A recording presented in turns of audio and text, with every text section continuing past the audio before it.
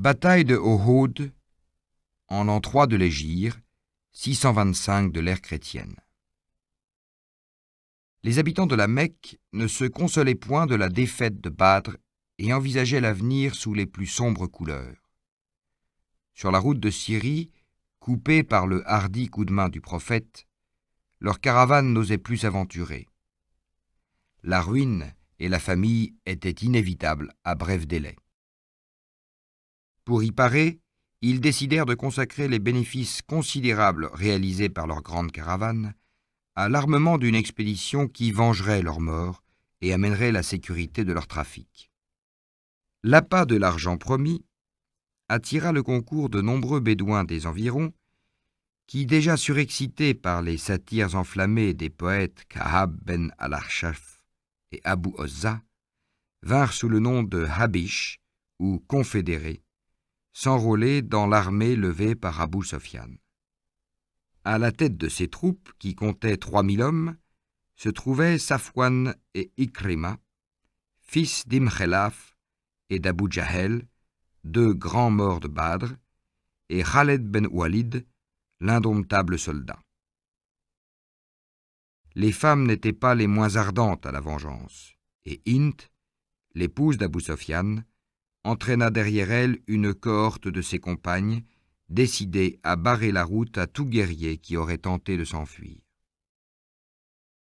Dans la plaine fertile qui s'étend au nord d'El-Madina, les fellahs surveillaient paisiblement leur culture et leurs troupeaux, en pâturage, lorsque tout à coup des ravins de la chaîne occidentale débouchèrent les soldats d'Abu Sofyan qui avaient dissimulé leur marche rapide avec les plus minutieuses précautions. Ne pouvant résister, les infortunés fellahs s'enfuirent précipitamment pour échapper au massacre et prévenir leurs concitoyens de l'invasion des ennemis d'Allah. Et du haut des remparts, les Madinois assistèrent à un spectacle qui déchirait leur cœur d'agriculteurs.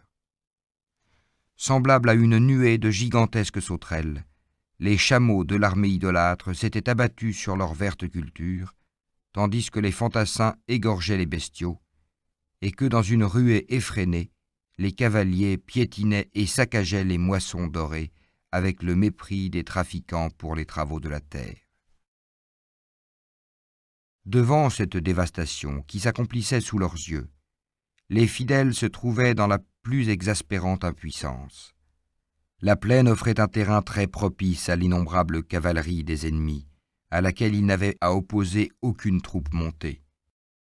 Leur seul recours était dans la sagesse de l'apôtre d'Allah, et ils se rangeaient autour de lui pour le consulter, prêts à tous les sacrifices. Or, Mohammed avait vu dans un rêve la lame de son épée ébréchée, ses ennemis égorgeant des troupeaux lui appartenant, et une cuirasse à portée de sa main.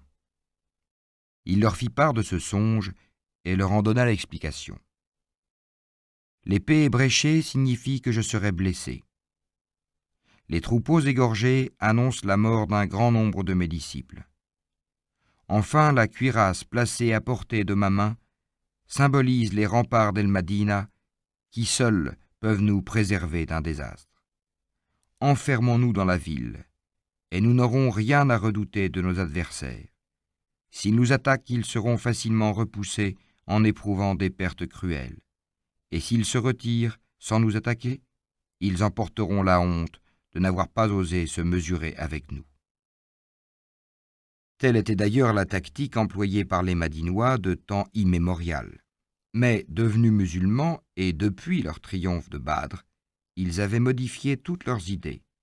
S'estimant désormais invincibles, ils n'avaient plus la patience d'assister à la dévastation de leurs jardins. En outre, ceux qui n'avaient pas combattu à Badr brûlaient du désir de montrer eux aussi leur courage. Le pire sort qui put les atteindre, n'était-ce pas le martyre auquel ils aspiraient en toute sincérité? Seul Abdallah ben Saloul, le chef des hypocrites, s'opposa à une marche en avant et pour une fois se trouva de l'avis du prophète. Cependant, devant l'unanimité des vrais croyants, devant leur enthousiasme, Mohammed ne crut pas devoir résister, et il se décida à ordonner cette marche en avant qu'il désapprouvait dans sa clairvoyance. Puis, après avoir récité la prière de la serre, il rentra dans sa demeure afin de revêtir son armure. Les guerriers s'étaient apprêtés de leur côté, et leur foule compacte entourait la maison du prophète qui, bientôt, apparut revêtu de sa cotte de mailles, casque en tête, sabre au côté, le bouclier sur l'épaule et la lance en main. Pendant cette attente, les fidèles avaient réfléchi. Ils commençaient à regretter leur décision précipitée, et leur chef, honteux d'avoir soutenu un avis opposé à celui de l'élu d'Allah, lui dirent « C'était à nous de nous incliner devant ton jugement. Nous sommes disposés à rester ici et tu peux retirer ton armure. » Mais Mohammed leur répliqua « Lorsqu'un prophète s'est revêtu de sa cuirasse, il n'a plus le droit de la retirer, si ce n'est après le combat. » L'armée des croyants comptait 1 millier de fantassins, mais ne possédait que 2 chevaux. L'étendard des Muhadjir fut confié à Mossab ben Omir, celui des Haous à Osaïd, et celui des Razraj à Habab. Peu de temps avant le coucher du soleil, la colonne se mit en route dans la direction du nord. À peine sortie des remparts, elle fut rejointe par une troupe de 600 hommes bien armés. C'étaient des Juifs, alliés d'Abdallah l'hypocrite, qui, sur le conseil de ce dernier, venaient offrir au prophète leur assistance. « L'assistance d'Allah me suffit, leur répondit celui-ci, et il les congédia, car connaissant leurs sentiments secrets, ils redoutaient une trahison de leur part. Abdallah, humilié du renvoi de ses alliés, chercha aussitôt à semer l'inquiétude dans les rangs des soldats par ses perfides réflexions. Mohammed s'est rendu à l'avis des gens de rien et il a repoussé le conseil que moi je lui donnais. Pourquoi irions-nous au-devant d'une mort assurée? Il réussit ainsi à débaucher un tiers de la petite armée qui se trouva réduite à 700 hommes environ, et avec les déserteurs, il reprit le chemin d'El-Madina, poursuivi par les huées des vrais croyants. Le lendemain, un samedi, 11e jour du mois de Choual, le prophète leva le camp avant l'apparition de l'aube. Il demanda un guide capable de conduire ses troupes, sans que l'ennemi les aperçût, au Djebel Ohod, montagne qui se dresse isolée dans la plaine. Abu Haïd Sama se présenta et les conduisit à travers les vergers et les palmeraies des Beni Haritsa. Le propriétaire d'un de ces jardins, un hypocrite du nom de Mirba, aux yeux rongés par l'ophtalmie, se leva en entendant les pas de Mohammed à la tête de ses troupes et lui cria « Quand même tu serais véritablement le prophète d'Allah, je ne t'autoriserai pas à traverser mon jardin. » Puis, ramassant une motte de terre, il ajouta « Par Allah, si je ne craignais d'atteindre un autre que toi, je t'enverrais cette terre au visage. » Les croyants voulaient châtier par la mort l'insolence de l'hypocrite, mais Mohammed les retint par ces paroles « Ne le tuez pas, car c'est un aveugle, aussi aveugle du cœur que des yeux. »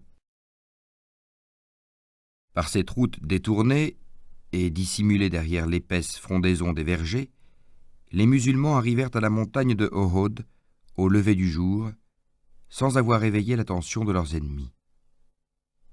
Le prophète les disposa pour le combat. Adossés à la montagne et protégés à leur gauche par la gorge de Aïnin, ils n'avaient guère à redouter de mouvements tournants, mais pour plus de sûreté, il posta Ibn Jobir au-dessus de cette gorge avec 50 de ses plus habiles archers, en lui donnant cet ordre formel: si les cavaliers idolâtres tentent de nous prendre à revers, en se glissant par le ravin, repousse-les en les criblant de flèches. Mais que nos ennemis soient au-dessus ou au-dessous de nous, demeure inébranlable à ton poste, et quoi qu'il arrive, garde-toi de te lancer en avant. À ce moment, des clameurs s'élevèrent du côté de la plaine. Les Mécois venaient d'apercevoir les croyants qui, frappés par les rayons obliques du soleil levant, se détachait en lumière sur les pentes rocailleuses du Djebel Uhud.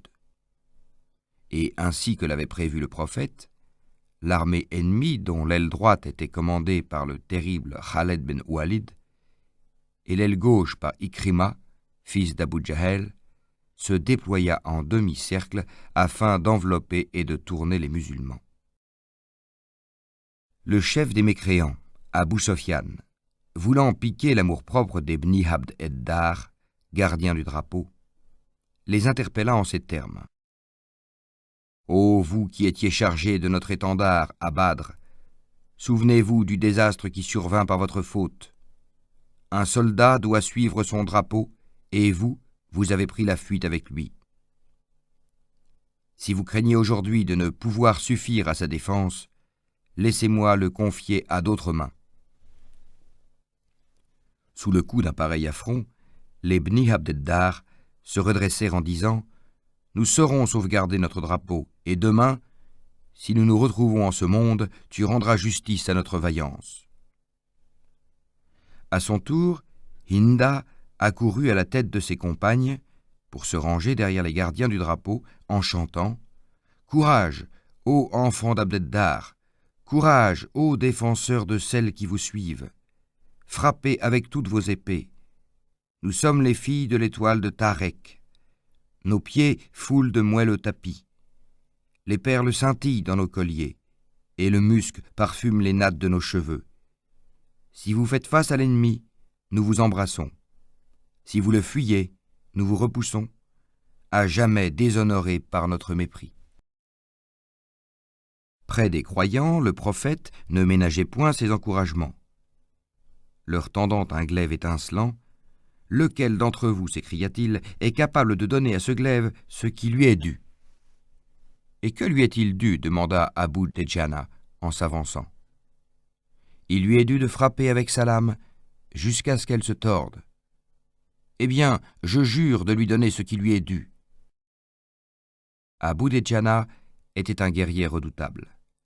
Il reçut le sabre des mains de Mohammed, il enroula autour de sa tête un turban rouge qu'il ne ceignait qu'à l'occasion des grandes batailles, et fièrement, il se mit à parader devant les rangs de l'armée. « Voilà une démarche qui courroucerait Allah, déclara le prophète, si ce n'était en pareille occasion. » Parmi les ennemis se trouvait un habitant d'El-Madina, Abu Amir, converti au christianisme, et surnommé Er-Rahab, le moine. Persuadé qu'il détacherait un certain nombre des Haous, ses compatriotes, de la cause islamique, il s'avança au-devant d'eux et leur cria « Ô Goum des Haous, c'est moi, Abu Amir, votre compatriote, ne m'écouterez-vous pas ?»« Qu'Allah te refuse toute faveur, ô scélérat, lui répondirent-ils. Et plein de honte et de rancune, le moine se retira après avoir ramassé un caillou qu'il lança rageusement dans leur direction.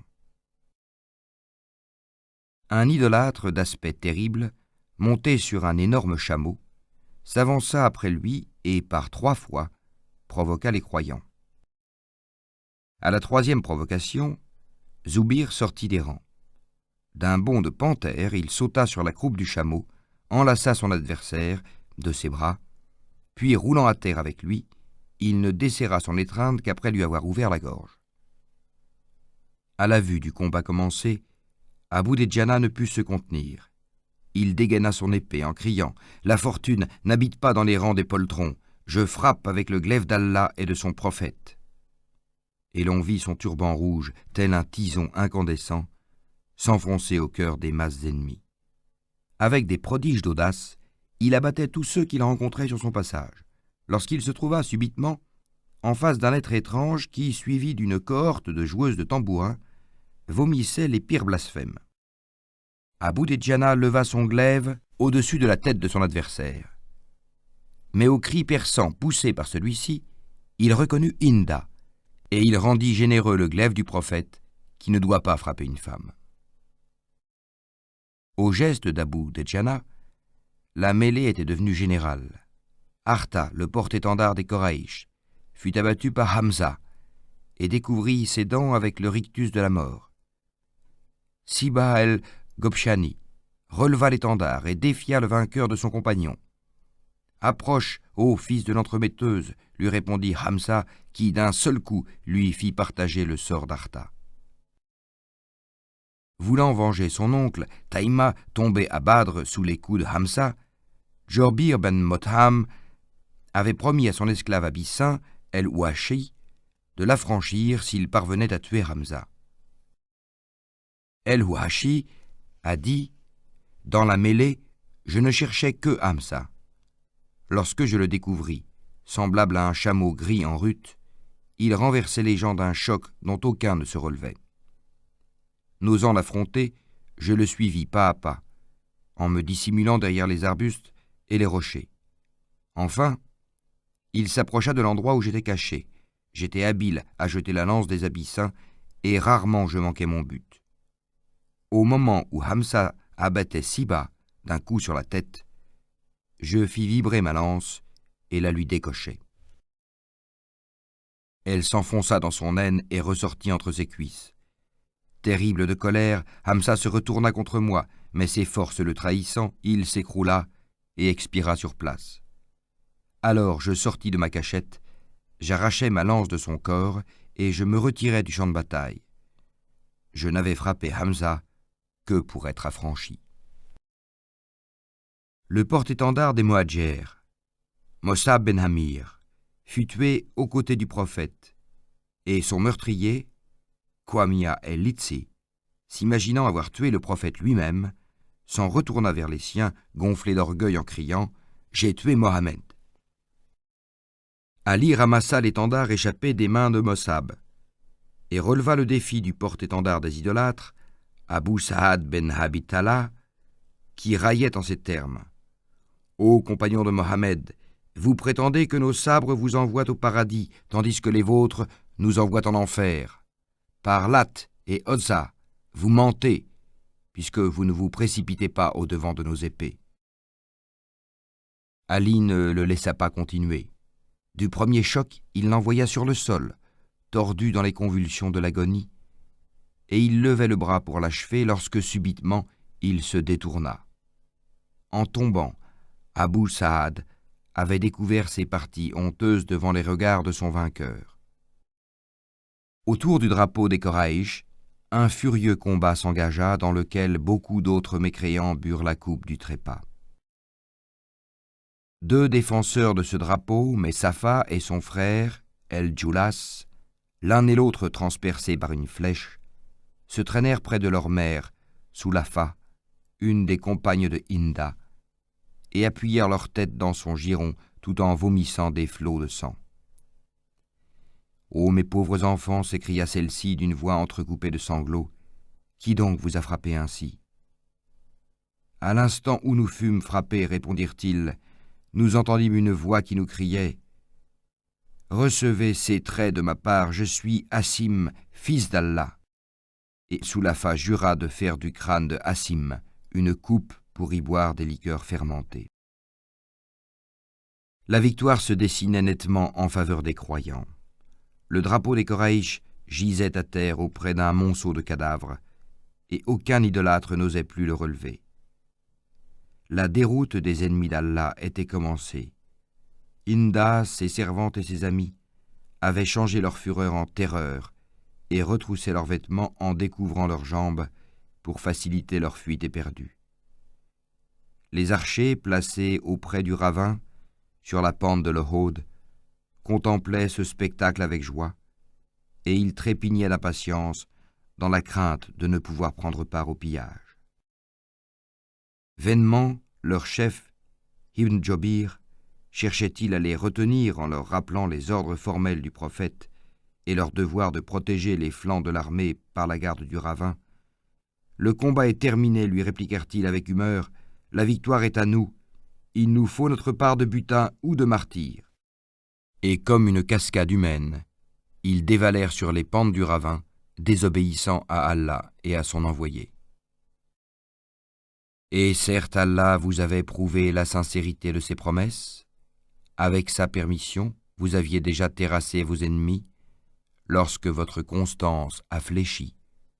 vous avez disputé dans cette affaire, et vous avez désobéi dès qu'il vous eut fait entrevoir ce que vous désiriez. Coran, sourate 3, verset 145. Khaled, le vaillant et perspicace guerrier qui commandait l'aile droite des Quraysh, et qui jusqu'alors avait reconnu l'impossibilité de tourner la position, s'aperçut de cette faute.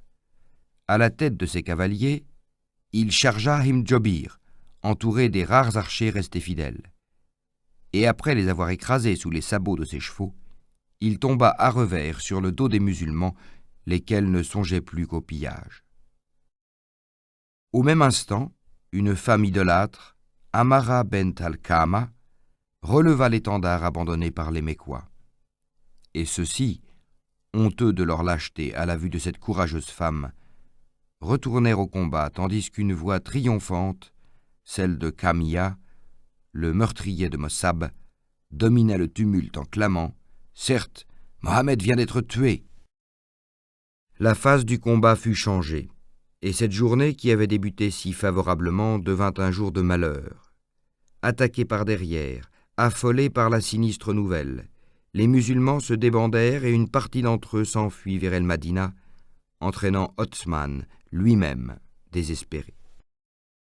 Un grand nombre des plus nobles combattants étaient tombés en martyrs et les ennemis d'Allah accablaient d'une grêle de flèches et de pierres le petit groupe de fidèles qui entourait le prophète. Une de ces pierres, lancée par le fils d'Abu Waqqas, atteignit Mohammed, lui fendit la lèvre et lui brisa une dent de devant. Un autre projectile rompit les anneaux de son casque et les enfonça dans sa joue. Abu Abida arracha en les mordant les anneaux incrustés dans la chair. Sur chacun d'eux, il cassa une de ses dents, et il suça avec extase le sang qui s'échappait des blessures de l'élu d'Allah. Touché de ce farouche dévouement, Mohammed lui dit « Celui qui a sucé mon sang n'a rien à redouter des flammes de la géhenne, mais comment ceux qui ont fait couler le sang de leur prophète pourraient-ils prospérer ?» Cependant, la situation devenait de plus en plus critique. Pendant la mêlée, Mohammed fut projeté et renversé dans un trou profond, qu'il n'avait point aperçu. Ali et Talha l'en retirèrent aussitôt. Puis Ali, en compagnie d'Abou Bakr et d'Omar, blessés à leur tour, se rua sur les assaillants dont les flots grossissaient sans cesse et menaçaient d'encercler les croyants. À certains moments, le prophète n'eut plus à côté de lui qu'Abu Dejana, qui lui faisait un rempart de son corps tout hérissé de flèches, et Abu Talha, qui le protégeait avec un bouclier en cuir. Abu Talha était un archer d'une vigueur telle qu'il brisa 3 arcs en les tendant. À Mohammed, qui se dressait pour voir le résultat des coups et diriger le combat, il disait « Je t'en supplie, ô toi pour qui je donnerai en rançon mon père et ma mère, ne te lève point. Tu pourrais être atteint par une flèche. Laisse ma poitrine protéger la tienne. » À ce moment, une flèche ennemie qu'il détournait lui mutila la main. Alors, ne pouvant plus se servir de son arc, il dégaina son sabre, mais sa fatigue était si grande qu'à plusieurs reprises ses yeux se fermèrent, envahis par le sommeil, et que son arme s'échappa de sa main. Omara, une femme héroïque des Ansar, qui, portant une outre suspendue à ses épaules, parcourait les rangs des croyants et leur versait de l'eau dans la bouche pour les ranimer, saisit une épée et combattit auprès de Mohammed avec une mâle vigueur, jusqu'à ce qu'elle tombât, grièvement blessée. Ali, Abou Bakr et Omar avaient été séparés du prophète par les péripéties du combat, et les cris des infidèles annonçant sa mort avaient totalement abattu leur courage. Ils étaient comme des corps sans âme et ne songeaient même plus à se défendre. Les apercevant dans cet état, Anas ben Nadeher leur fit honte. « Qu'est-ce qui vous anéantit de la sorte ? » ?»« La mort du prophète. »« Eh bien, que comptez-vous faire de la vie après lui ? Mourez comme il est mort. » Et donnant l'exemple, il se précipita en avant et tomba percé de tant de blessures que seule sa sœur put reconnaître son cadavre à une particularité de ses doigts. Mais l'élan était donné. Honteux de leur découragement, Ali, Abou Bakr et Omar, suivis de quelques fidèles, imitèrent Anas et se lancèrent dans une direction où ils apercevaient des masses ennemies s'acharnant contre quelques hommes restés debout. Tout à coup, parmi ces héros qui résistaient avec une énergie surhumaine, Ka'ab ben Malek reconnut le prophète lui-même, dont les yeux étincelaient sous le casque. D'une voix retentissante, il cria « Ô musulmans, ô mes frères, ô la bonne nouvelle, voyez le prophète d'Allah, il est sain et sauf !» Ce cri réveilla tous les courages. De toutes parts, les musulmans se jetèrent à corps perdu dans la direction indiquée, et après avoir délivré le prophète, animés d'une foule irrésistible, ils se frayèrent un chemin sanglant au milieu des ennemis, jusqu'au ravin de Aïnin, qu'ils n'auraient jamais dû abandonner. Sur cette position inexpugnable, l'élan des idolâtres vint se briser. Dans sa rage, Ubay ben Khelaf vociférait. « Où es-tu, ô Mohammed ? Je jure que tu ne m'échapperas pas, si tu es encore vivant. » Les gens du Goum voulaient l'atteindre, mais le prophète les arrêta, et saisissant une lance de la main d'El-Haritz, il la plongea dans le cou d'Ubay, lequel chancela sur l'encolure de son cheval, et après avoir vainement tenté de se raccrocher à la crinière, s'écrasa lourdement sur le sol. Les idolâtres, épuisés, renoncèrent à le venger. Le combat était terminé. Ali, ayant découvert un peu d'eau dans le creux d'un rocher, en remplit son bouclier et l'offrit au prophète. Mais l'odeur de cette eau répugna à celui-ci, et il refusa de la boire. Ali s'en servit alors pour laver les blessures de l'élu d'Allah, mais en vain, le sang continuait à jaillir avec une abondance inquiétante. Enfin, Fatima, qui dans son anxiété était accourue d'El-Madina avec quelques compagnes, fit brûler un morceau de natte en jonc, dont elle appliqua les cendres sur les plaies de son père, et grâce à ses soins, l'écoulement de sang s'arrêta. Alors, le prophète récita la prière du milieu du jour, mais en demeurant assis en raison de sa fatigue extrême et des souffrances que lui causaient ses blessures. Derrière lui, également assis pour les mêmes motifs, tous les combattants suivirent sa prière et remercièrent le Tout-Puissant de les avoir sauvés malgré leur désobéissance. Les morts étaient au nombre de 70, égal à celui des prisonniers idolâtres de Badr, et beaucoup de croyants virent dans cette coïncidence une punition pour la rançon qu'ils avaient acceptée dans leur passion pour les biens de ce monde. Dans quel état se trouvaient les corps de ces martyrs ? Assoiffés de vengeance, les femmes des Koraïch avaient abandonné leurs tambourins pour se jeter sur les morts et pour les mutiler odieusement. Leur maîtresse, Inda, les dépassa en férocité.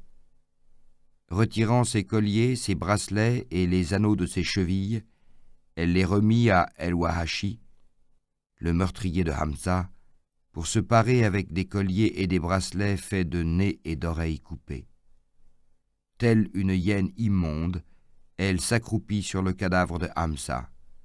Avec ses ongles sanglants, elle ouvrit la poitrine du héros et en arracha le foie, dans lequel elle mordit avec rage. Grimpant ensuite sur une roche élevée et se tournant du côté des soldats de l'islam, elle hurla de toute la force de sa voix. « Nous vous avons rétribué pour le jour de Badr. J'étais torturé par le souvenir de mon père, de mon fils et de mon oncle que vous aviez massacrés. Mon âme a été guérie et ma vengeance assouvie. Mon Uhachi, mon chagrin, a été calmé par toi. Ô Uhachi, ô vainqueur de Hamza, je chanterai tes louanges, jusqu'à ce que mes os soient réduits en poussière dans ma tombe. » Abou Sofyan, parcourant en tous sens le champ de bataille dans l'espoir d'y trouver le cadavre de Mohammed, arriva devant celui de Hamza en même temps que Djalis, le chef des Arabes confédérés, et il s'amusa à frapper les coins de la bouche du mort avec le fer de sa lance.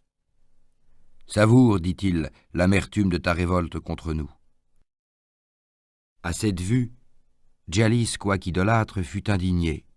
« Ô Bni-Kinana, cria-t-il à son goum, admirez les procédés du seigneur des Koraïch à l'égard de son cousin, lorsque celui-ci n'est plus qu'une chair sans vie. » Abou Sofiane, prenant alors conscience de sa conduite, le retint suppliant « Garde-moi le secret, ô Djalis, car je suis honteux de l'action que j'ai commise sous tes yeux. » Parvenu ensuite à portée de voix des fidèles retranchés sur les pentes de Djebel Houd, il leur cria « Mohammed est-il parmi vous ?»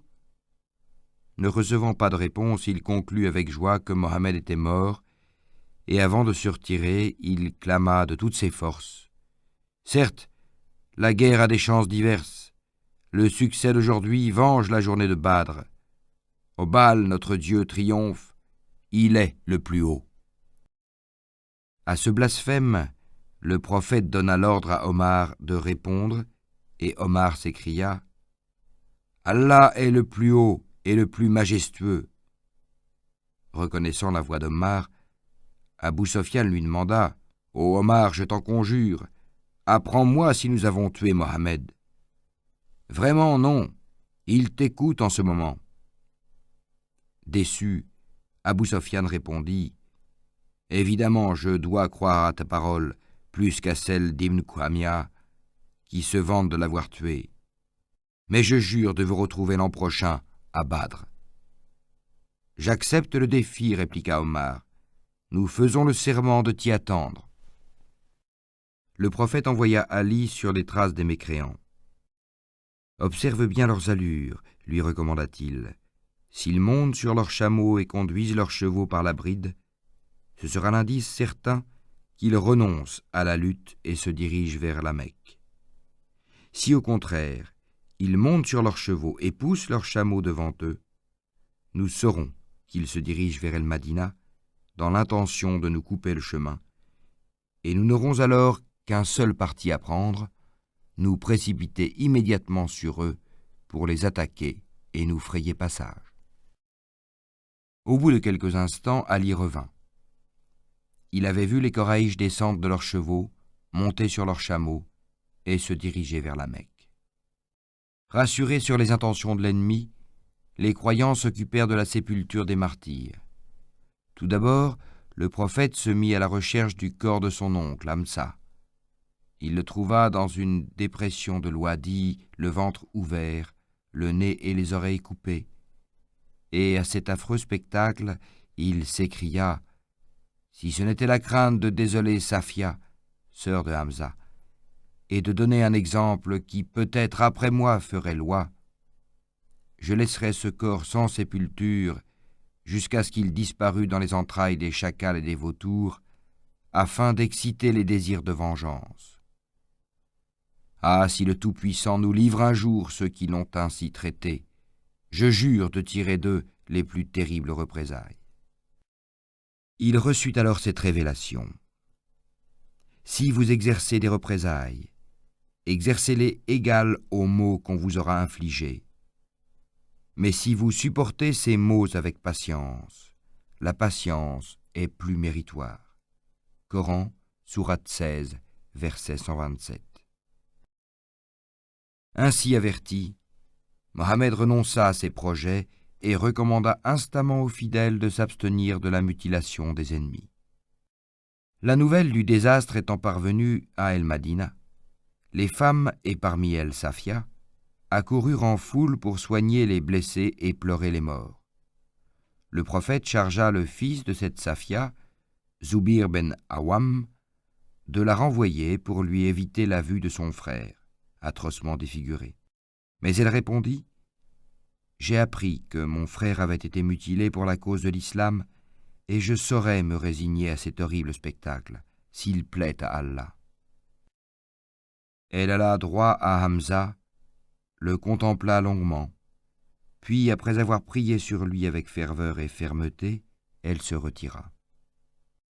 Alors commencèrent les funérailles, Après avoir dirigé celle de son oncle Hamza, le prophète, pour ne pas surmener les croyants déjà épuisés, fit réunir les corps, 2 par 2 ou 3 par 3, dans la même tombe, et cela sans qu'ils eussent été lavés suivant le rite habituel.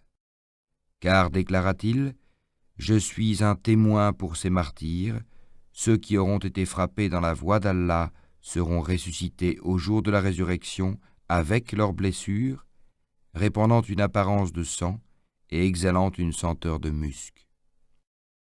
Puis, ayant appris que plusieurs familles avaient transporté leurs morts à El-Madina pour les y ensevelir, il les blâma et décréta « Enterrez désormais vos morts à l'endroit où ils seront tombés. » La bataille de Uhud n'eut pas les funestes conséquences que l'on pouvait redouter pour l'islam.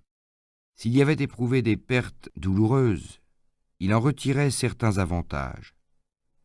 La défaite étant due à ce qu'on avait désobéi au premier avis du prophète, puis à ses ordres formels pour le combat, les croyants devaient, dans l'avenir, lui témoigner l'obéissance la plus absolue. Ils devaient exécuter ponctuellement tous ses ordres, même dans le cas où il serait frappé de mort, ainsi que le prescrit ce verset faisant allusion au découragement momentané d'Ali, d'Abou Bakr et d'Ommar. Mohammed n'est qu'un envoyé, d'autres envoyés sont morts avant lui.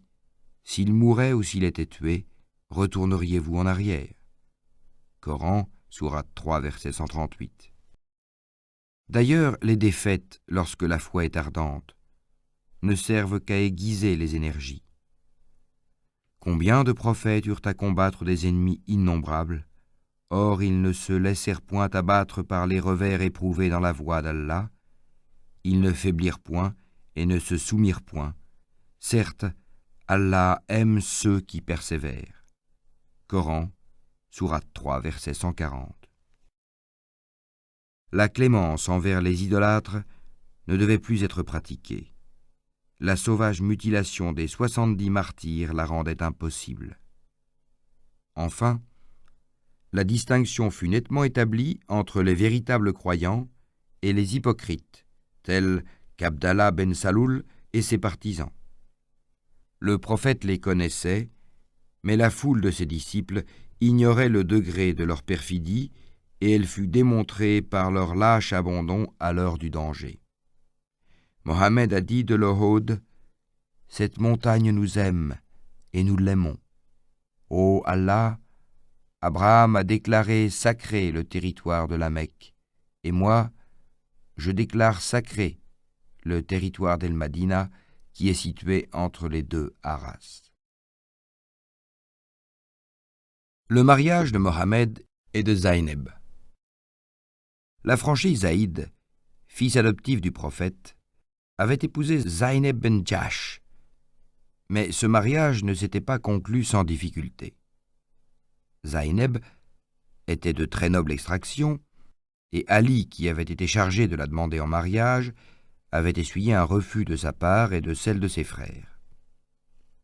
Ce ne fut que sur les instances du prophète lui-même que cette union put être réalisée. Mais Zayneb avait conservé toute sa hauteur envers l'affranchi qui était devenu son époux. Un jour, Mohammed s'étant rendu à la demeure de Zaïd pour lui parler, Zayneb vint au-devant de lui et, dissimulé derrière un rideau, lui dit « Zaïd est sorti, mais entre un instant pour l'attendre. » Le prophète refusa. Il allait se retirer lorsqu'un souffle d'air ayant soulevé la tenture, il aperçut involontairement Zayneb, qui tomba sur son âme, si bien qu'en partant, il ne put retenir cette exclamation « Gloire à celui qui dispose des cœurs !» De cette exclamation, Zayneb ressentit un incommensurable orgueil. Elle reçut le pauvre Zaïd à son retour avec une hauteur plus méprisante que jamais, et elle s'empressa de lui raconter l'effet qu'elle avait produit sur l'apôtre d'Allah avec sa rayonnante beauté. Zaïd sentit que sa vie, déjà si difficile, deviendrait intolérable. Il prit le parti de se rendre auprès de Mohammed et de lui dire « Peut-être Zayneb t'a-t-elle plu. Dans ce cas, je m'en sépare. » Le prophète lui répondit, « Retourne auprès de ton épouse et garde-la pour toi. » Mais Zaïd se sentait détaché de sa femme. Depuis le jour où la vue de Zaynab avait arraché un cri d'admiration au prophète, il n'osait plus s'approcher d'elle, et il pensa qu'il ne retrouverait de tranquillité qu'après avoir divorcé. Il revint donc. Ô prophète, dit-il, Zaynab a rendu plus insupportable encore son langage à mon égard, et je désire la répudier. Crains Allah, lui répondit-il, et garde ton épouse pour toi. Mais je ne suis plus le maître chez moi. Ah, s'il en est ainsi, répudie-la. Dès qu'elle fut répudiée, Zaynab n'eut plus qu'une idée, devenir l'épouse du prophète, et elle ne cessa d'intriguer dans ce but. Enfin, descendit cette révélation sur Mohammed. Lorsque Zaïd prit le parti de répudier son épouse, nous l'unîmes à toi par le mariage. Coran, sourate 33, versets 5 et 40. Les Juifs et les hypocrites crièrent au scandale. Mohammed a épousé la femme de son fils, et ils cherchèrent à exploiter l'incident pour le déconsidérer. Mais les versets suivants empêchèrent les vrais croyants de les écouter.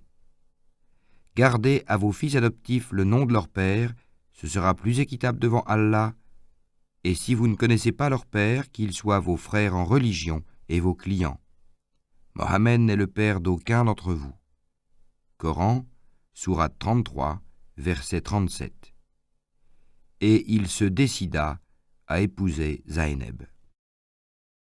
L'adoption de Zaïd, qui avait eu lieu avant la naissance de l'islam, et pouvait offrir des inconvénients sérieux pour la politique de son chef, se trouva abrogée. Et l'affranchi, surnommé Zaïd ben Mohammed, reprit son véritable nom, Zaïd ben Haritha.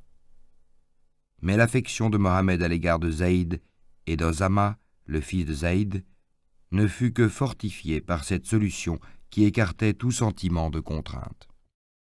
Telle est cette aventure de Zaynab que tous les historiens ennemis de l'islam ont exploitée avec passion contre la mémoire du prophète. Nous ne la discuterons pas car les détails de la vie d'un homme tel que Mohammed ne peuvent pas, à notre avis, être distraits de l'ensemble de son œuvre pour être jugés isolément. Comme tous les prophètes, sans exception, Mohammed put avoir ce que d'aucuns appelleront des faiblesses. Elles n'ont rien à voir avec ses inspirations. Au surplus, l'honneur bien rare des historiens de Mohammed sera d'avoir éprouvé pour sa mémoire un respect tel qu'ils se sont refusés à discuter sa conduite. Les historiens des autres prophètes s'érigent en réalité en critiques de leurs actes, lorsqu'ils retranchent de leur vie tout ce qu'ils estiment capable de les diminuer aux yeux de la postérité. Dans le récit qui précède, et qui servit de prétexte à tant de pamphlets, nous trouvons la plus indiscutable preuve de la sincérité des historiens du prophète arabe. À leur imitation, et comme gage de notre impartialité, nous avons tenu à raconter cet incident, bien qu'il fût d'un intérêt secondaire et bien inférieur à celui d'autres événements qui ne pourront trouver place dans cet ouvrage. Ghazwa ou expédition de Zad ar-Rega. En 4 de l'Hégire, 626 de l'ère chrétienne. Ayant appris que les Bni Moharib et les Bni Tsaalba du Nedjed préparaient une expédition contre lui, le prophète résolut de les prévenir et se porta à leur rencontre. Dans sa hâte, il n'avait pu rassembler qu'un très petit nombre de chameaux, 1 pour 6 hommes. Les croyants les montaient à tour de rôle, et ils durent penser au moyen de rikas, morceaux de leurs vêtements, les cruelles blessures de leurs pieds, dont les ongles avaient été arrachés par les pierres tranchantes des hamadas, d'où le nom de Zater-Rika, donné à cette expédition. Après avoir campé à Nahel, les soldats de Mohammed arrivèrent en présence des ennemis rassemblés, et les deux armées demeurèrent immobiles face à face, aucune d'elles ne se décidant à entamer les hostilités. celle des musulmans à cause de son infériorité numérique par trop disproportionnée, celle des infidèles à cause de la terreur que lui inspiraient les récentes victoires de l'islam. C'est dans cette circonstance que le prophète institua le Salat el-Khouf, la prière du danger. Il divisa les fidèles en 2 groupes, et à tour de rôle, l'un d'eux se livrait à la prière tandis que l'autre surveillait l'ennemi. Impressionnés par l'attitude résolue des musulmans, qu'ils avaient espéré surprendre et qui étaient venus à leur offrir le combat, les alliés commencèrent à se retirer les uns après les autres, et de la vigilance extrême de la première heure, les croyants passèrent à une confiance exagérée. Pendant la chaleur torride du milieu du jour, ils s'étaient dispersés à l'ombre des nombreux talhas, gommiers, qui croissaient dans la vallée pour faire la sieste en négligeant de se garder. Un bédouin des Bni Moharib s'en aperçut. Il réussit à se glisser, en rampant, jusqu'auprès du prophète, et décrochant le sabre à poignée d'argent suspendu aux branches de l'arbuste sous lequel celui-ci reposait, « Ô Mohammed, laisse-moi examiner la lame de ton épée, lui dit-il. » Puis, après avoir passé la main sur le fil de la lame, comme pour l'éprouver, il la brandit au-dessus de la tête du prophète en s'écriant « Ô Mohammed, n'as-tu pas peur de moi ?»« Non. Pourquoi aurais-je peur de toi ? Ne redoutes-tu pas l'arme que je brandis dans ma main ? Non, car Allah me protège contre toi, répliqua le prophète du ton le plus calme, en le fixant du regard. Stupéfait d'une pareille indifférence en présence d'un tel danger, le bédouin sentit une émotion surnaturelle paralyser les battements de son cœur. Une sueur froide baigna ses tempes. Ses doigts crispés sur la poignée du sabre s'ouvrirent malgré eux, et l'épée tomba aux pieds de Mohammed, qui la ramassa tranquillement, et dit à son tour « Et maintenant, qu'est-ce qui te sauvera de mes mains ?»« Ta générosité, lui répondit le brigand, atterré. En effet, le prophète le laissa s'éloigner sans même exiger de lui la profession de foi musulmane, car il voulait habituer les idolâtres à la générosité de l'islam, de façon à ce que ceux-ci se convertissent d'eux-mêmes. Et le bédouin, rentré parmi les siens, auxquels, avant son départ, il s'était vanté d'apporter la tête de Mohammed, leur déclara « Je viens de voir le meilleur d'entre tous les hommes. » Puis il revint se convertir entre les mains du prophète. Ghazwa ou expédition des Bni Motalik. En 5 de l'Hégire, 627 de l'ère chrétienne. À leur tour, les Bni Motalik s'agitèrent et complotèrent contre l'islam. Le prophète décida de les châtier, et à la tête de ses troupes, il les rejoignit dans leur propre terre de Qodid, près d'un point d'eau nommé El Merizia. Le choc des 2 armées eut lieu. Allah mit en déroute les Bni Motalik et un immense butin, chameaux, moutons et captifs, tomba entre les mains de ses guerriers. Parmi les captives se trouvait la fille du seigneur des Motalik, la belle Jouiria, échue par le sort à Zabet ben Kaïs. Elle avait pris envers son maître l'engagement de lui payer une forte rançon en échange de sa liberté. Puis elle s'était rendue auprès du prophète pour lui dire « Je suis Jouiria, fille de Haritz, le seigneur des Mutalik, et tu connais mon infortune. Je sais ta magnanimité, et je viens implorer ton aide pour acquitter ma rançon. »« J'acquitterai ta rançon, répondit-il, et je t'épouserai, si toutefois tu y consens. » Elle accepta, et malgré la jalousie d'Aïcha, suscitée par la grâce et le charme de Jouiria, le mariage fut décidé. Sur ces entrefaites, Haritz étant venu apporter la rançon de sa fille, Mohammed lui rendit Jouiria, mais pour la lui demander aussitôt en mariage, en lui offrant comme dot une somme de 400 drachmes. Dès que la nouvelle de cette union fut répandue, les croyants se dirent « Le prophète s'est allié aux Bni Mutalik, nous devons donc nous aussi les considérer comme alliés. » Et ils leur rendirent tout le butin et tous les captifs qu'ils venaient de se partager. Ainsi, peu de femmes apportèrent dans leur tribu la bénédiction à l'égal de Juwayriya. Tandis que les soldats, après le rude combat, abreuvaient leurs montures essoufflées au puits d'El-Mérizia, un violent incident faillit mettre aux prises les Ansar et les Muhadjir. Jahadja, conduisant par la bride le cheval d'Omar, bouscula Sinan ben Waber, allié des Bni Aouf ben Khazraj, afin de prendre sa place auprès du puits. Sinan riposta, et les deux adversaires, furieusement enlacés, roulèrent sur le sol, Sinan s'écriant « À moi, ô compagnons Ansar !» et Jahadja « À moi, ô compagnons Muhadjir !» On les sépara, et pour l'instant la querelle n'eut pas d'autre suite.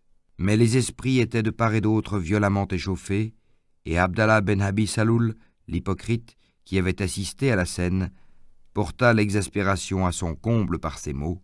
« Avez-vous vu, ô Madinois, l'impudence de tous ces Quraïsh ? Ils nous cherchent querelle, dans notre propre pays, abusant de l'hospitalité et comptant sur leur nombre. Voilà le résultat de votre candeur lorsque vous avez ouvert vos maisons et lorsqu'avec eux vous avez partagé vos biens. Quelle est vraie cette parole de nos ancêtres ? Nourris ton chien, il te dévorera.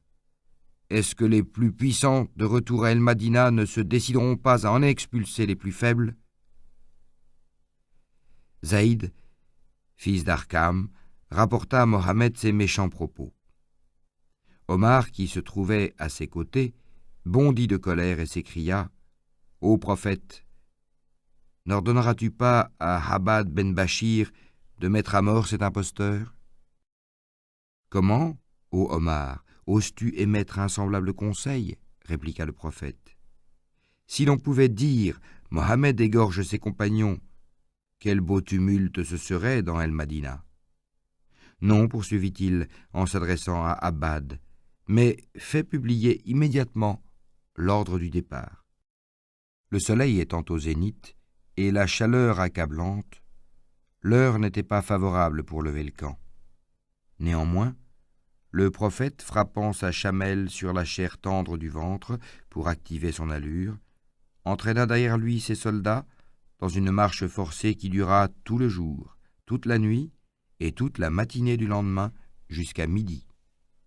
Alors, voyant ces braves guerriers vaciller sur leurs jambes, il donna l'ordre de la halte, et tous, épuisés de fatigue, s'effondrèrent sur le sol, se laissant envahir par le sommeil, sans avoir pu manifester les sentiments d'exaspération qui couvaient dans leur cœur et qui auraient provoqué entre eux le plus sanglant des conflits.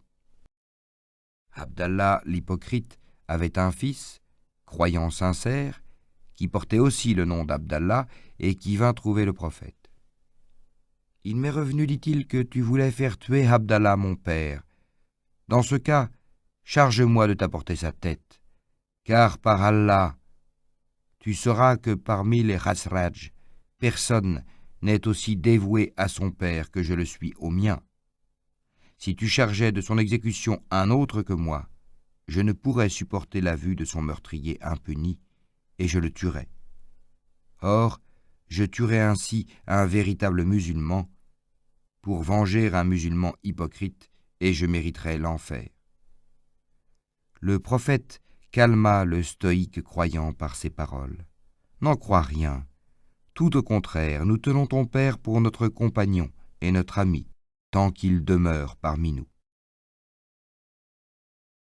Le tayammum ou l'ablution pulvérale. C'est au cours de cette expédition que descendit cette révélation. Lorsque dans la maladie ou le voyage vous venez de satisfaire vos besoins naturels ou d'avoir commerce avec une femme et ne trouvez point d'eau pour vos ablutions, frottez-vous le visage et les mains avec du sable pur et fin. Coran, sourate 5, verset 9. Ainsi fut institué le tayammum, ou ablution pulvérale, qui devait empêcher les croyants de jamais oublier le devoir salutaire des ablutions, car il leur enlevait le prétexte, si fréquent dans leur désert, du manque d'eau pour les accomplir. La guerre du Fossé, en 5 de l'Hégire, 627 de l'ère chrétienne. Une députation de Juifs de la tribu des Bni Nadir et quelques mécontents de la famille des Zouaïl se rendirent à la Mecque pour offrir leur alliance aux Koraïch. Les Hatafan, tribu habitant le nord du Hedjaz, et les Habish, ou Arabes confédérés, se joignirent à eux, et ainsi fut organisée contre El-Madina une vaste conspiration qui la menaçait de toutes parts. Lorsque le prophète apprit l'importance de cette expédition, il n'eut pas de peine cette fois à persuader aux croyants que le seul moyen de salut était d'attendre l'ennemi en se retranchant dans la ville. El-Madina était protégée de tous côtés, soit par des remparts, soit par des fortins, soit par des jardins. Seul le côté nord offrait à l'ennemi la possibilité d'un assaut redoutable.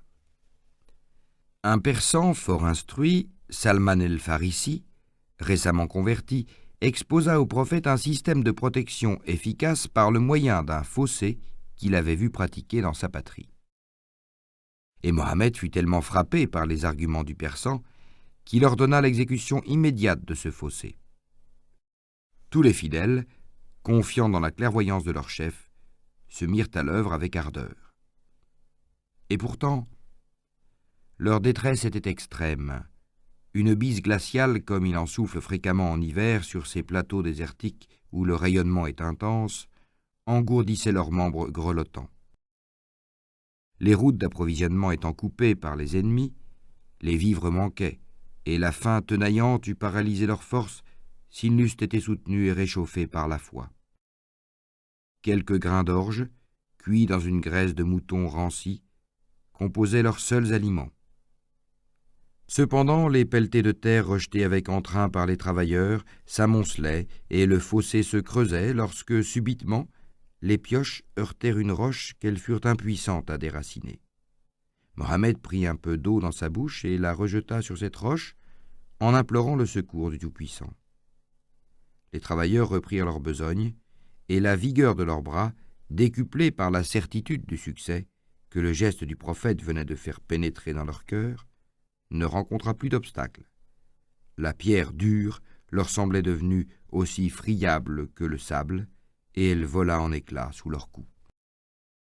Le fossé était à peine achevé que la plaine tout entière disparut sous les campements de l'armée ennemie, forte de 10 000 hommes. Koraïch, Bni Kinana, Khatafan, Arabes du Tihamma, du Nedjed, etc. Inquiets, malgré leur énorme supériorité numérique sur l'issue de leur lutte contre le prince des apôtres, les infidèles recherchèrent de nouveaux alliés. Oyey ben Hartab, l'ennemi d'Allah, se rendit chez Ka'ab ben Ased, prince de la tribu juive des Bni Korida, qui, bien que profondément hostile au prophète, avait conclu avec lui un traité. Gêné, Ka'ab repoussa son visiteur par ces paroles: « Ta démarche, ô Oyey, est pleine de périls pour ma tribu. J'ai conclu avec Mohammed un traité qu'il a observé avec la plus stricte fidélité.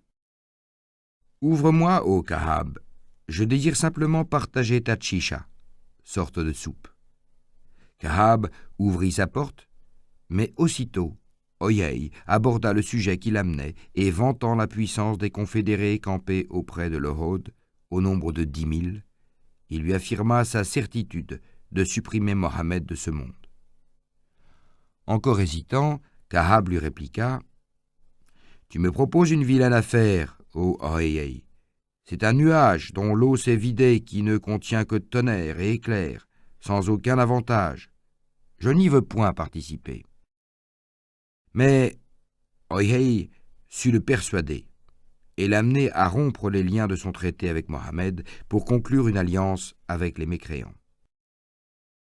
Le bruit de cette défection étant parvenu aux oreilles du prophète, il envoya Saad ben Mu'adh, Saad ben Obida et Rouad ben Jobir pour le vérifier. Ceux-ci, lorsqu'ils rappelèrent leur engagement au Bni Corrida, en reçurent cette réponse: « Quel est ce prophète d'Allah dont vous nous parlez?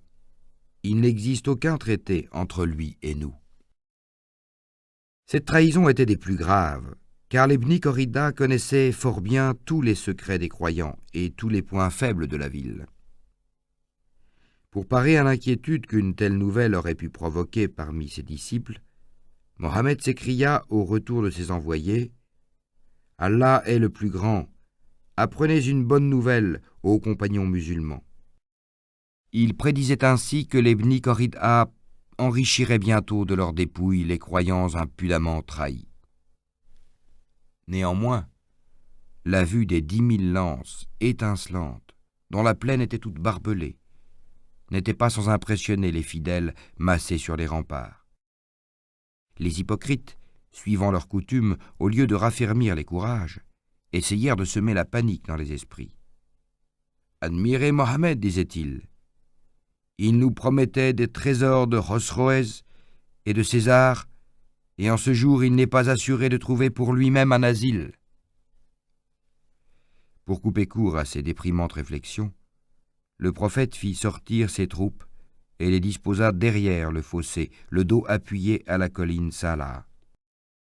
Mais alors certains d'entre les soldats, dont le courage était chancelant, demandèrent au prophète de leur permettre de se retirer, en disant: « Nos maisons sont sans défense. » Elles n'étaient pas sans défense, ils ne voulaient que s'enfuir, et si dans cet instant l'ennemi eût pénétré dans le cœur de la ville et les eût invités à la révolte contre les croyants, ils y auraient consenti, mais dans ce cas, il ne serait resté que bien peu de temps. Coran, sourate 33, versets 13-14. À vrai dire, l'émoi était grand, mais la foi des musulmans sincère et l'inaltérable sérénité de l'apôtre en eurent finalement raison. D'ailleurs, malgré tous leurs avantages, les confédérés avaient conservé la terreur de ces forces mystérieuses qu'ils avaient trouvées devant eux dans chacune de leurs rencontres avec les guerriers d'Allah. Et, n'osant risquer une attaque avant d'avoir la certitude qu'elle ne tournerait pas une fois de plus à leur confusion, ils s'étaient contentés de se rapprocher de la ville. 20 jours et 20 nuits durant, les hostilités se bornèrent à l'investissement et à quelques flèches lancées sans aucun résultat. Enfin, honteux de leur inaction, plusieurs cavaliers Koraïch et Kinanas s'armèrent pour le combat. En peloton serré, ils se détachèrent des rangs ennemis. La poitrine inclinée sur le cou de leur monture, ils se lancèrent dans une charge effrénée, et ils disparurent dans les fauves tourbillons de la poussière piétinée. Puis, brusquement, la trombe vivante s'arrêta, et lorsque les nuages de sable qui enveloppaient les cavaliers idolâtres se furent dissipés, on aperçut ces derniers, figés d'effroi, devant le fossé profond où ils avaient failli s'engouffrer. Tandis que les chevaux, les naseaux frémissants, la bouche tordue et ensanglantés par le brutal coup de mort qui les avait maîtrisés dans leur élan, tremblaient sur leurs jambes raidies au bord de la tranchée.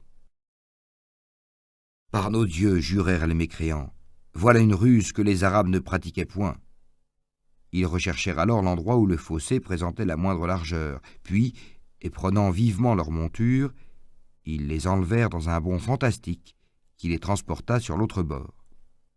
Ali, suivi de quelques soldats, courut à leur rencontre et, passant entre eux et le fossé, leur coupa le chemin de la retraite. L'un des cavaliers, Amrou ben Abd Wod, d'une stature effrayante, hurla les pires imprécations et défia les croyants en combat singulier. Avec la permission du prophète, qui le revêtit de sa cuirasse, le ceignit de son turban et l'arma de son épée, Ali se planta en face de lui. À la vue de sa jeunesse, le terrible Amrou eut un geste de dédain et de pitié.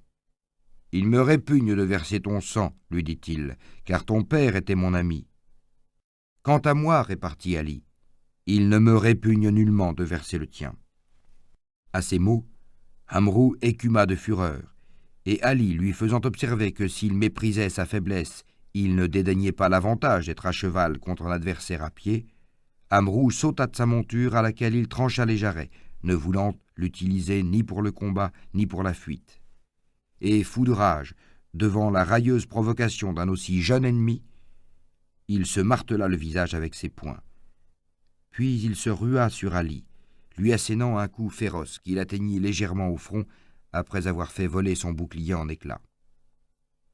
Mais rapide comme l'éclair, Ali s'écarta et d'un bond imprévu tourna son adversaire. Emporté par la violence de son élan, celui-ci perdit l'équilibre lorsqu'il tenta de lui faire face. Ali saisit aussitôt l'occasion et lui porta adroitement un coup de son épée. Celle-ci plongea tout entière dans la gorge d'Amrou, lui tranchant la carotide. Un énorme jet de sang jaillit de la plaie béante. Tel un homme ivre, le colosse avec de rauques hoquets s'échappant de sa gorge, chancela pendant quelques instants, puis s'abattit comme une masse aux pieds du champion de l'islam.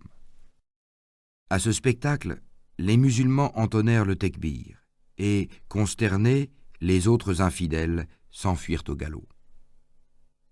L'un d'eux, Noufel ben Abdallah, ayant mal pris son élan, roula dans le fossé avec sa monture.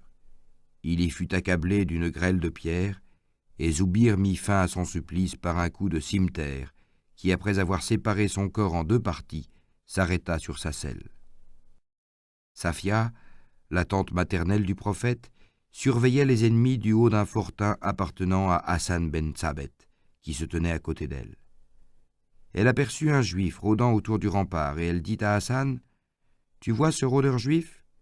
Sans nul doute, il recherche le point faible de nos remparts, et tandis que le prophète et ses soldats sont occupés sur le front ennemi, il amènera les autres juifs qui le suivent pour s'emparer de notre fortin. Descends et tue-le. » Qu'Allah te pardonne, ô fille d'Abd-el-Muttaleb, je ne suis pas un guerrier habitué au maniement des armes, je suis un poète. Haussant les épaules, la mâle Safia saisit une masse d'armes. Elle descendit, et se glissant derrière le juif, elle l'assomma par des coups répétés sur la tête. Puis, revenant vers Hassan, elle lui dit « Descends à ton tour, afin de t'emparer des dépouilles de ce juif, car il ne sied pas à une femme de dévêtir un homme. » Quelques escarmouches sans importance se produisirent à intervalles éloignés, mais si un assaut n'était pas à redouter, grâce à la précaution du fossé qui avait dérouté les plans des confédérés, la famine pouvait avoir raison des assiégés, et l'inquiétude était grande dans leurs rangs. Sur ces entrefaites, Naïm, prince des Ghatafan, vint trouver Mohammed. « Ô prophète, lui dit-il, je suis devenu musulman à l'insu de mon goum, et je me mets entièrement à ta disposition. À quoi servirait tout ton courage? Tu es seul. Mais ne pourrais-tu pas nous aider en amenant des défections chez les confédérés? À toute guerre, il est des ruses légitimes. » Naïm comprit aussitôt le rôle qu'il avait à remplir. Il se rendit chez les Bni Corrida, dont il avait fréquemment été le commensal à l'époque de son idolâtrie. « Ô Bni Corrida, leur dit-il, vous connaissez mes sentiments à votre égard. Certainement, et en toi nous avons pleine confiance. Alors écoutez-moi. Les Koraïch et les Ratafan, vos alliés, se trouvent dans une situation bien différente de la vôtre. Ce pays est votre pays. Vous y avez vos biens et vos familles, et vous ne pourriez l'abandonner pour un autre. Eux, au contraire, ils n'y sont venus que pour combattre Mohammed et ses compagnons.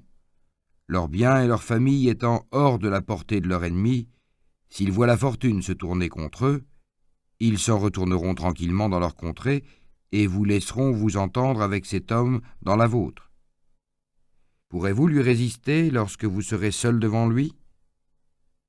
Ne combattez donc pas avec ces goums sans avoir réclamé d'eux des otages choisis parmi leurs nobles, afin d'avoir la certitude qu'ils ne vous abandonneront jamais avant d'avoir vaincu Mohammed. Assurément, ton conseil est excellent, proclamèrent-ils d'une voix unanime. Naïm se rendit ensuite auprès des Koraïch idolâtres et leur tint ses propos. Vous connaissez mes sentiments à votre égard. Oui. Eh bien, j'ai été à même de faire une constatation dont il m'a semblé urgent et juste de vous prévenir. Mais jurez-moi de garder le secret. Nous le jurons. Voici, reprit-il. Sachez que les Juifs se sont repentis d'avoir brisé le pacte conclu par eux avec Mohammed. Aussi, lui ont-ils adressé ce message. Certes, nous nous repentons de notre acte, mais si tu consens à nous pardonner, nous te livrerons plusieurs otages choisis parmi les plus nobles Koraïch et Ratafan, dont nous nous serons emparés, et nous demeurerons tes fidèles, alliés jusqu'à l'extermination de tes ennemis. Mohammed ayant accepté, les Juifs vont donc vous réclamer des otages, sous prétexte que la présence de ces otages entre leurs mains leur donnera la certitude de n'être jamais abandonnés. Gardez-vous de leur en remettre un seul. Au Ratafan, ses compatriotes, il tint le même langage, avec le même succès. Koraïch et Ratafan jurèrent de se tenir sur leur garde. Une nuit précédant un samedi du mois de Choual, Abu Sofyan et les chefs Ratafan envoyèrent Ikrima au Bni Korida pour leur dire « Nous ne pouvons séjourner plus longtemps en cet endroit, peu propice à nos chevaux et à nos chameaux. Préparez-vous pour demain au combat contre Mohammed. Il faut que nous en finissions avec lui. » Ils répondirent « Demain est un samedi, c'est le jour du Shabbat, c'est-à-dire du repos obligatoire dans notre religion. D'ailleurs, nous ne combattrons avec vous que si vous nous remettez des otages choisis parmi les plus nobles d'entre vous, comme garantie que vous ne nous abandonnerez point avant d'avoir anéanti la puissance de notre ennemi commun. » Quand Ikrima rapporta ces paroles, les Koraïch et les Ratafan s'écrièrent « Par nos dieux, Naïm avait appris sur les Bni Korida l'exacte vérité. » Et ils leur expédièrent un nouveau message pour déclarer nettement « Non, nous ne vous remettrons aucun otage. » À leur tour, les Bni Korida constatèrent l'exactitude des renseignements de Naïm, et la rupture entre eux et les confédérés fut accomplie. La nouvelle, rapportée par Naïm, réjouit grandement le prophète. Mais, désireux de connaître l'effet produit par cette rupture dans les rangs des Koraïch et des Ratafan, il dit à Hodifa « Introduis-toi cette nuit dans le camp des ennemis pour surprendre leurs projets, et reviens m'en avertir sans en parler à personne. » Grâce à l'obscurité profonde de cette nuit d'hiver, Hodifa se glissa au milieu des tentes des ennemis. Un vent violent et glacial avait éteint les feux et renversé les marmites. Ces sifflements déchiraient les oreilles, et les idolâtres grelottaient sous les plis de leurs manteaux. Abu Sofyan cria « Surveillez vos compagnons !» c'est-à-dire redoutez les espions. Hodifa, l'esprit présent, saisit la main d'un infidèle qui se trouvait près de lui et lui demanda d'une voix menaçante « Qui es-tu » ?« Un tel, fils d'un tel. » Alors il le relâcha. L'infidèle, obligé de se disculper, n'ayant pas songé à l'interroger à son tour.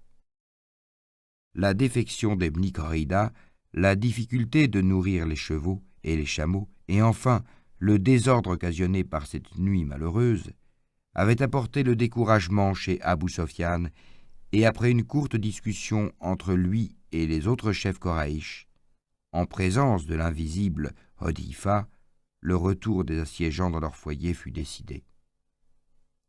Hodifa, ayant appris ce qu'il désirait, revint alors.